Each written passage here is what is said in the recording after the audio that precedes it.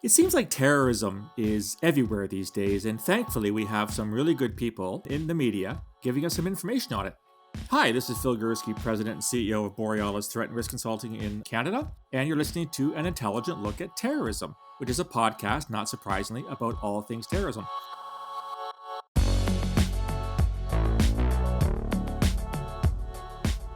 So, when I worked in security intelligence, as I did for 32 years, it shouldn't come as a surprise to anyone that we had a rather non relationship with the media. For obvious reasons, we dealt in a classified world with very secret information, and we were not allowed to talk to the media.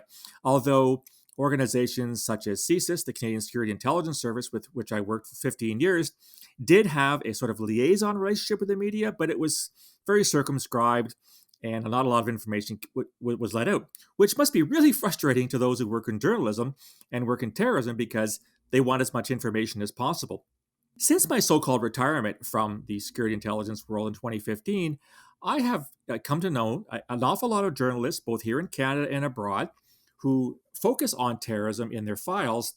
And I must say that one of the top journalists that I've come to know over the years, who actually met personally a couple years ago in the UAE, is Eric Schmitt from the New York Times. Now, he's a Pulitzer Prize winning reporter. He's definitely one of the best out there when it comes to terrorism.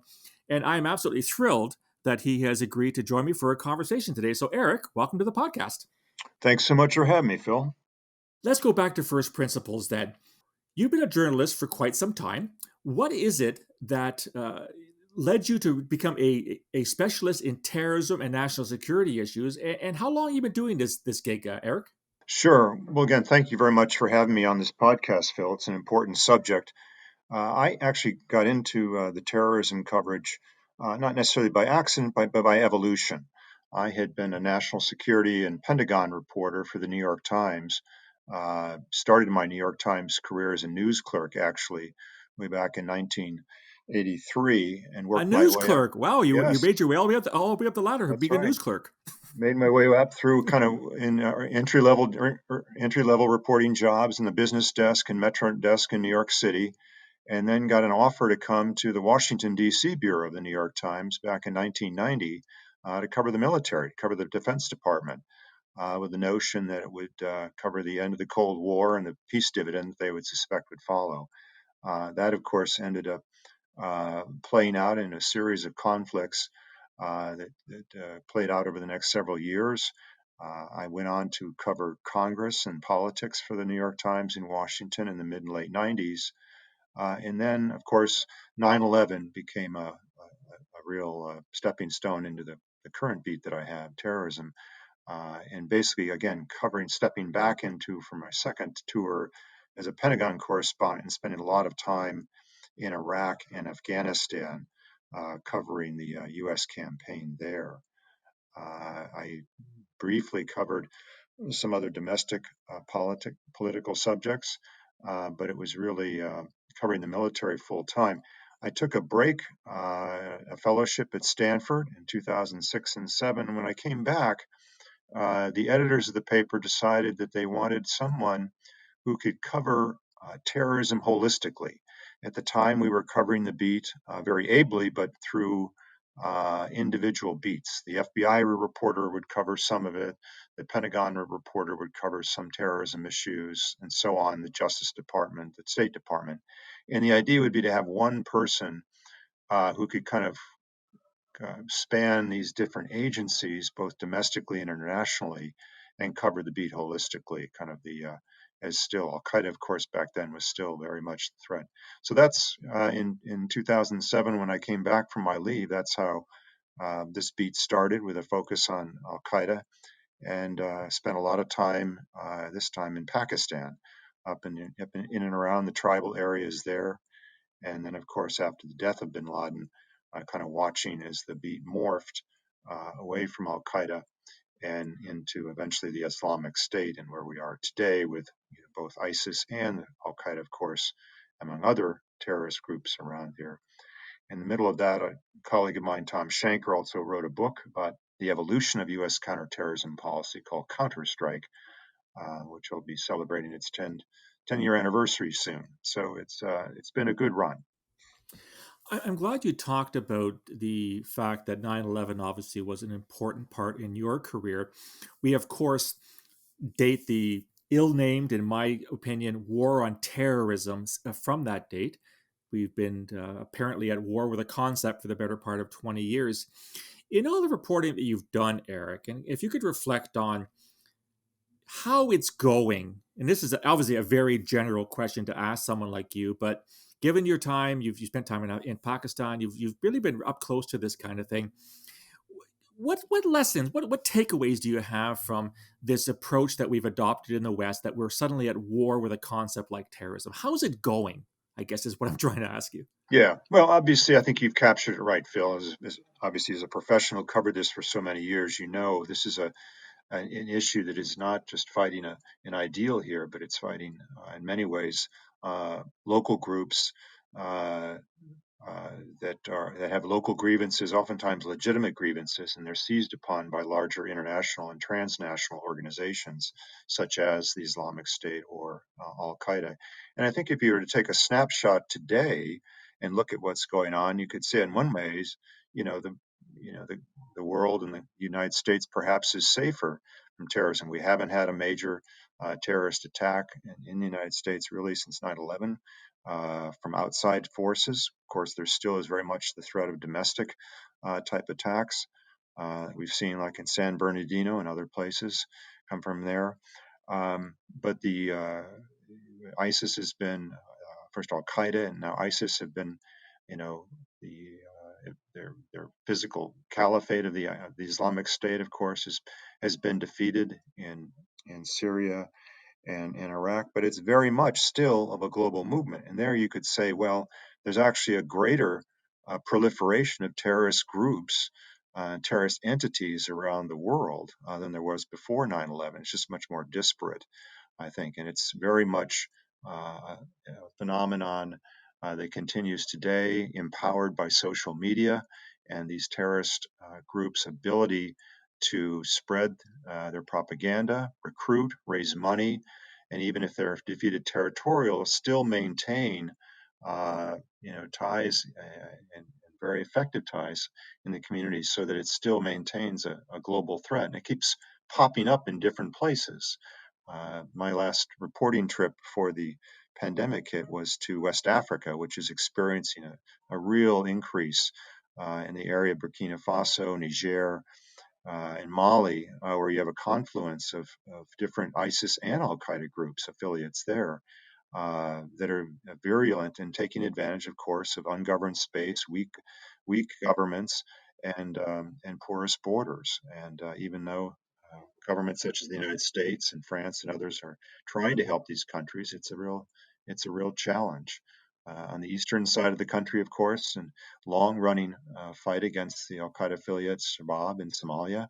Mm-hmm. But you have a new threat popping up in Mozambique, in Mm-hmm. Cabo Delgado. There, again, local grievances seized upon and fueled there. And right now, that's kind of one of the most fast, kind of emerging new local hotspots popping up. So it's by no means are these groups defeated. No, by no means is their ideology defeated. It just kind of show, on the other hand, how resilient this ideology can be under the right conditions. I'm glad you raised this situation in Africa, Eric. I couldn't agree with you more, in West Africa, and also this situation in Mozambique. I had the pleasure of interviewing a real specialist, Jasmine Opperman, and she'll be on my podcast actually next week, weighing in on the situation in Mozambique. You refer to the fact that you did a lot of work sort of on the Pentagon beat for the New York Times. If I could ask you maybe an unfair question, do you really think that when we look at terrorism as a problem that we have to face, both at the pointy end of the stick, meaning identifying terrorists and dealing with them before they can act, sometimes, if necessary, by killing them, or at the sort of less pointy end of the stick, and you've heard of the old, CVE, countering violent extremism, and all these efforts that are out there. Do you think the military should be the point person on a lot of counterterrorism efforts, or is it better placed amongst other agencies that are not military in nature?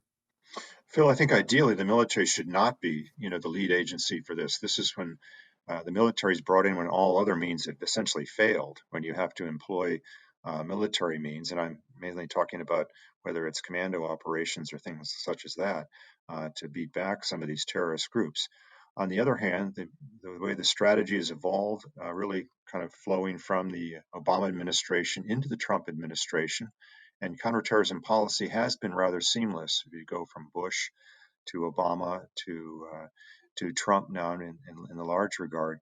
And the theme here is how can a small number, a relatively small number of U.S. troops, oftentimes specially trained special forces, not necessarily engage in the enemy repeatedly, but to enable indigenous forces, be they local military forces or other police and security forces, to deal with these threats just as they might with local gangs or things like that.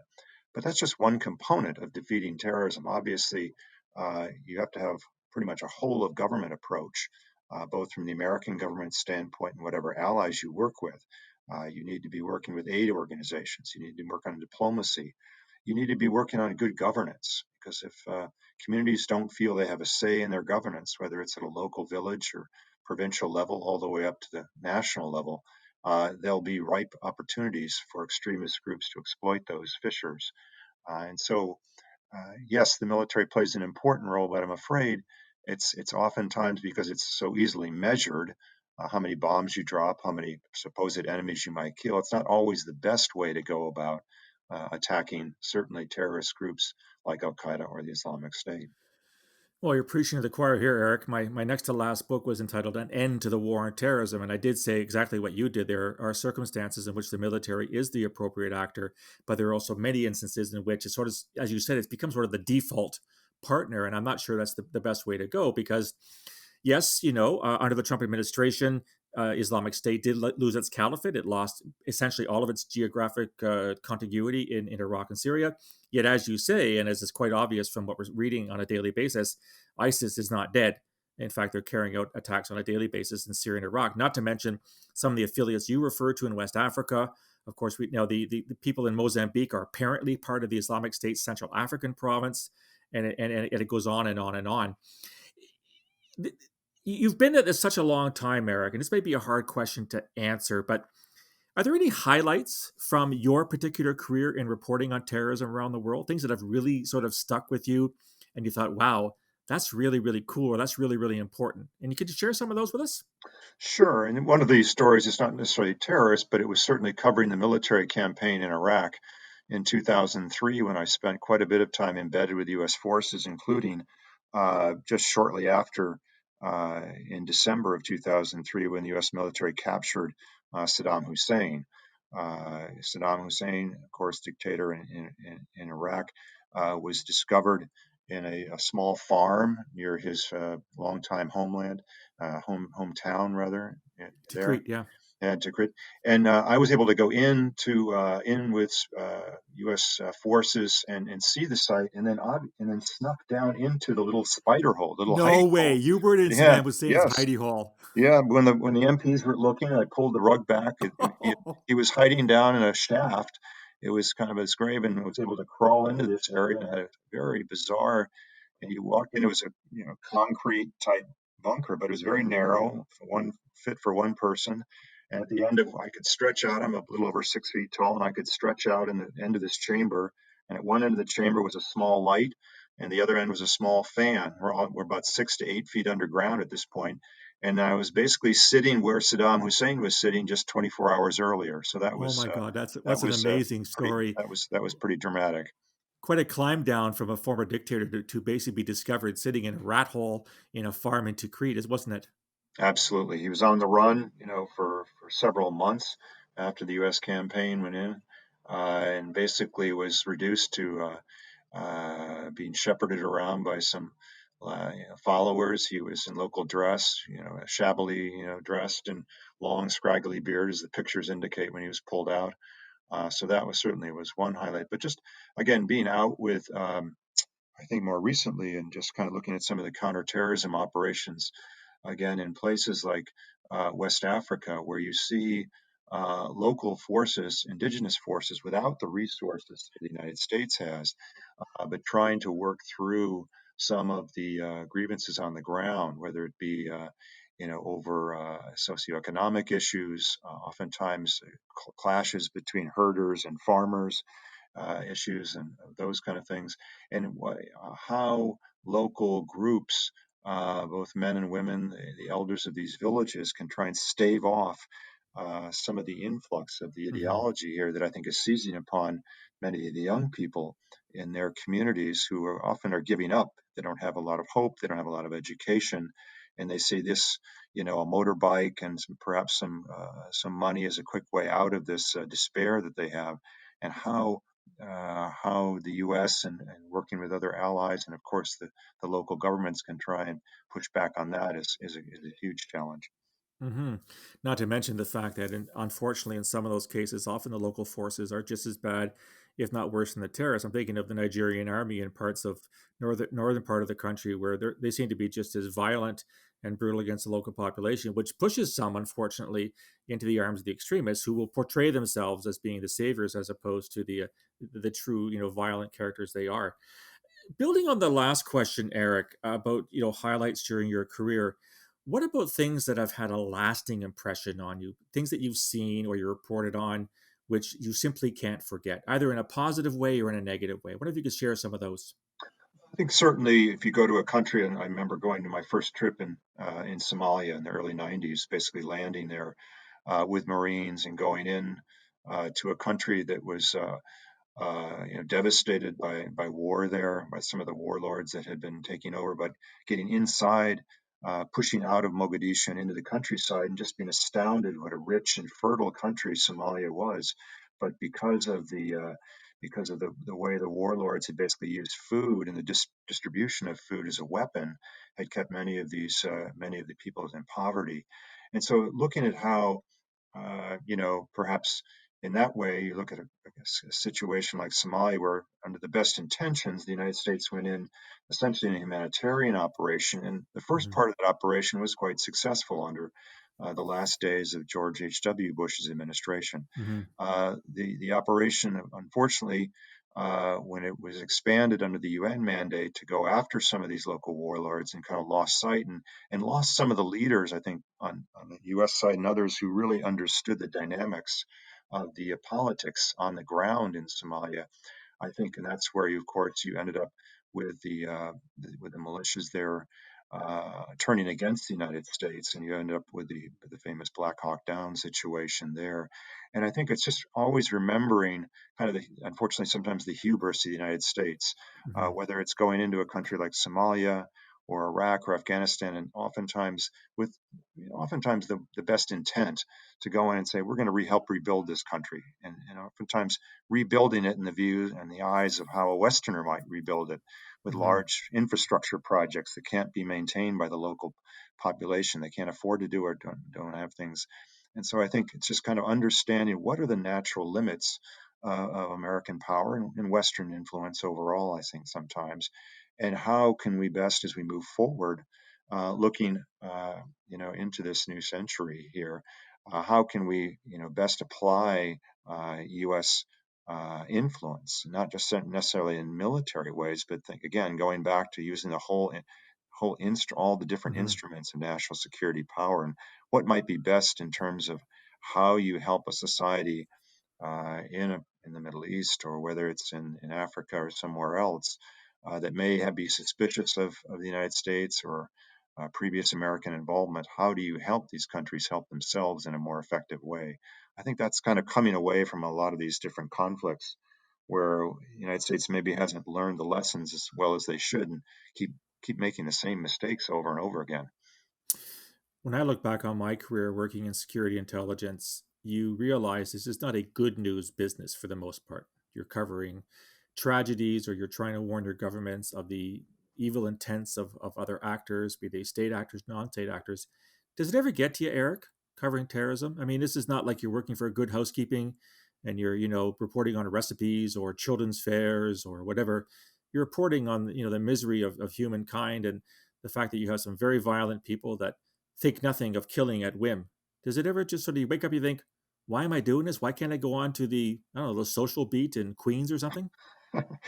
I have been covering this now 20 years or so, Phil. There are moments when you kind of just shake your head and go, boy, how effective is this? And is it worth moving on to a different kind of beat? But I think as long as terrorism remains a threat, and I believe it still will be, it just morphs into different kind of stages and different kinds of things. It's going to be an important topic to be focused on journalistically to help focus, bring a spotlight on it to readers and viewers and better understand as we move more into the whole world of domestic terrorism, right-wing nationalism here in the United States, in Europe, and elsewhere, where the focus has moved away from necessarily Islamic terrorism, and understand, what similarities and what differences are there here, and how they're both tearing apart the fabrics of their respective societies.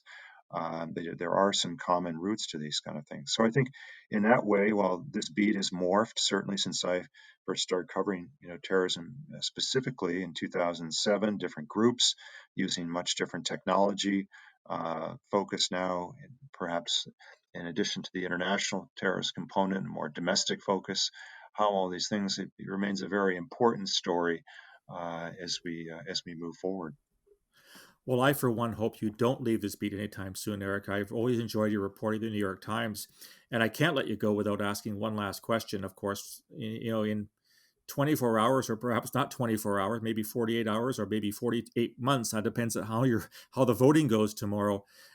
Are you really worried that when it comes to terrorism, from an American perspective, the boogeyman who's been around since 9/11, the Islamist extremists who haven't gone away, as we've both talked about, around the world, and yet, particularly in your country, as the FBI and other organizations have reported, there is a shockingly worrying increase in what we generally call right wing extremism, which is a very poor term, but it's the term that we have to do. Do you find yourself being drawn more and more into looking at that particular aspect of terrorism as your reporting career continues? I think that's certainly the trend this would be. I fortunately have very good colleagues who, both at the Department of Homeland Security and FBI, who are focused on the domestic threat as well. But that's certainly an expanding field for the New York Times, as my colleagues here in the U.S. and in Europe, by the way, on the rise of right-wing terrorism and right-wing nationalism in places like Germany and the Hmm. infiltration of right wings supporters inside the German military, for instance, a very troubling sign of things. Very much So I so, think, yeah. so I think as we watch these trends, that's I think the latest trend. Obviously, domestic terrorism has been around for a long time in different forms.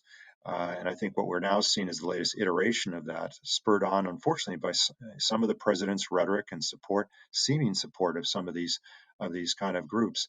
That's not to say we won't also face a threat from Islamic terrorism, because I think that's always going to be out there. But as there's been such a focus and so much resource placed Hmm. on that, the U.S. and other its allies really have kind of got that down, if you will. Let's still have to be careful.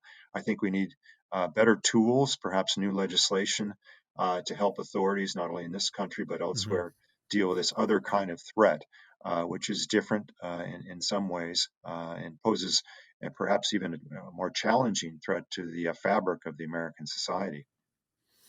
Yeah, I did. I have always noticed that in your country, there's a curious legislative barrier, it seems, to investigating domestics as terrorism. If I read your laws correctly, there always seems to have to be some kind of a foreign link to call it terrorism. And of course, you've got your First and Second Amendments that also complicate things. I, for one, Eric, I really do hope that you continue reporting, because I've been reading you for years. I have a great deal of respect for you. One last unfair question, and feel free to tell me to go pound sand. Any predictions on the election tomorrow?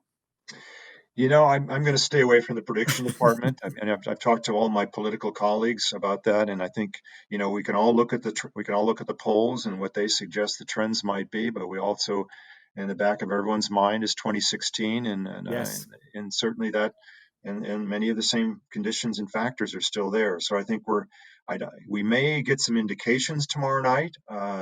If it's a blowout, I think we'll know that. We could know that by midnight or so. If we know it's a tight election, that could go on for some days. I think what many people fear, of course, is unrest after that. Hmm. Both Hmm. sides have indicated they may not accept legitimacy of the election. I think that's where we have to come together as a country and really try and prevent that kind of violence, which is just would not be acceptable in any case. Mm-hmm. Well, speaking as a Canadian, I really do hope for you and my American friends that it goes as well as it can tomorrow. I think that all criticisms, legitimate and illegitimate aside, I think that the U.S. presence on so many different levels is required. So I do wish you and your fellow citizens the best, and I hope that we do have whatever happens out of tomorrow. I hope we can have some kind of a peaceful and regular, sort of transition to whatever's going to take place in 2021. So, Eric, thank you so much for taking the time. It's been a fascinating conversation, and I think we're going to have another conversation in the future on this. Sounds good, Phil. Thanks for having me. So that was my conversation with Eric Schmitt from the New York Times. Again, one of the premier reporters on terrorism around the world. Let me know what you think of our conversation. Have you been reading Eric's stuff? What are your thoughts on it? You can reach me on email, borealisrisk@gmail.com, or on Twitter @BorealisSaves. You can also find me on LinkedIn and on Facebook. If you like the content, want to get more of it, go to my website, borealisthreatandrisk.com, hit the subscribe button, and you can provide me with your email address. You'll get a free daily digest of all the blogs and podcasts. I'd love to hear from you, feedback on this podcast or ideas for future ones. We'll talk again soon. Until then, stay safe.